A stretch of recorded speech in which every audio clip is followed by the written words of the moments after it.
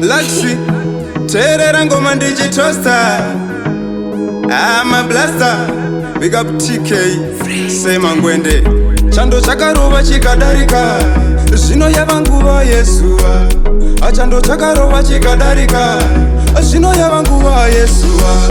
Goodbye nguva yekutonhora, see you chakufa ndakurura.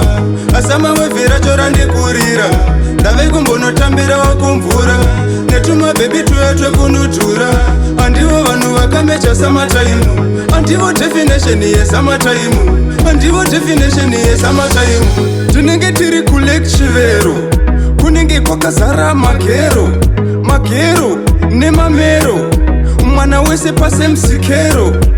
Usazotitire chimero, ukuya hapwa dzako dziri yelo. Unotishoresa nana melo, vanenge vachiti hero mero. Goodbye nguva yekutonhora, see you chakufa ndakurura. Asama wevhera chora ndikurira, ndave kumbonotambira wakumvura. Netuma baby tuya twekunutura, andivo vanhu vakamecha samataimu. Andivo definition yesamataimu, andivo definition yesamataimu.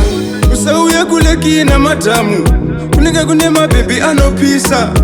Type yana tariro gezi, vana vanobata mvura. Pamwe wakwe wewe haagezi, munobva koko muri wani. Waziva kwake waziva kwake, kunge matoto echapungu. Apa makatsamwa kunge mungu, nosvika kumba ukanyimwa nzungu. Chenzi baba mimi mnenge mune zungu, ndave kumbonotambira wakumvura. Netuma baby tuya twekunutura, andivo vanhu vakamecha samataimu. Andivo definition yesamataimu, andivo definition yesamataimu. Tinenge tiri kulekchivero, kunenge kwakazara magero. Magero nemamero, mwana wese pase msikero. Usazotitire chimero, ukuya hapwa dzako dziri yelo.